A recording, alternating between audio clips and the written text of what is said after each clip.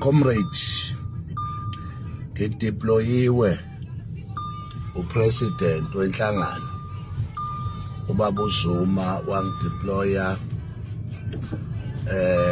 emngcwabeni kaZanele. Siyothi ke Ntombi, siyabonga ukuthi sibe nawe kuma Gospel Crown, sibe nawe okhozini uthi sinyukele Shilo. Siyakwazi thina lokho siyinhlangano ukunyukele Shilo. So mkhonto wesizwe ngiyalapha, ngiyakonimela njengombishop wenu, ngiyakonimela lapha. Thandaziseke ngoba niyazi ukuthi ukhozi alhamsani nathi. Mhlambe ke siyoba ngama victims einkulumo or whatsoever, kodwa yazini ukuthi we are very strong, kakhulukazi kule ntokazi okuyiyona ehambileyo kade nginayo nge-New Year's Eve ukuhlukanisa unyaka. Ngaya enkonzweni kababa uNkambule ukumbona kwami njengokugcina, ngaya enkonzweni kababa uNkambule. Safike laphana uNkulunkulu nje ke wakhuluma ngendlela akhuluma ngayo, kodwa ke kwakusho ukuthi mhlambe abantu sesibonana nabo kokugcina thina singazi. Asisho ukuthi nathi njengomkhonto silahlekelwe kakhulu ile ntokazi ebewusizo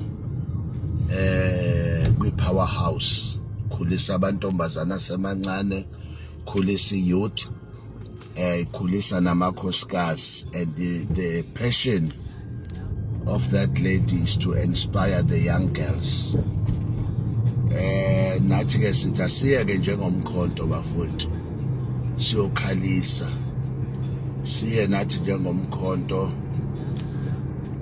siyosho ukuthi intombazana hambe kahle, isikhathi sakho sifikile, isikhathi sakho wasisebenzisa ukulwela ukulokuhle ukuqedile ibanga. There is a scripture in the Bible, ku 1 Samuel chapter 14 verse 14, ethi thina sinjengamanzi achithwe emhlabathini angeke asabuthwa muntu.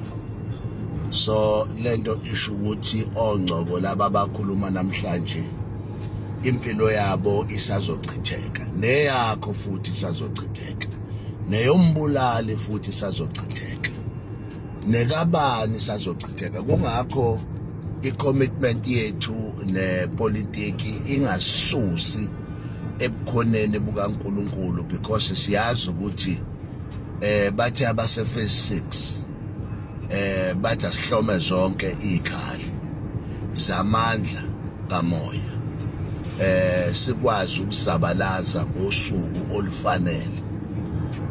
Lento impilo emhlabeni ingumzabalazo, nasezulwini futhi ingumzabalazo.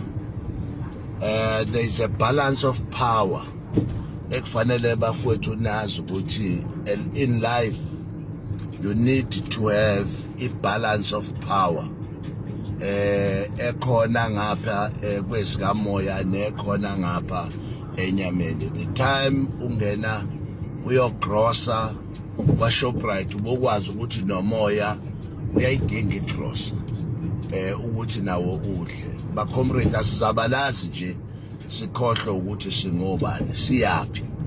Ethuneni asilali nomzabalazo, kodwa silala noNkulunkulu. Ufuna ukuzosho njalo, ngiya kulomncwabo ngidabukile enhlizweni yami ngaleli qhawekazi ebekade liqhuba umzabalazo we-social welfare, well-being of the human,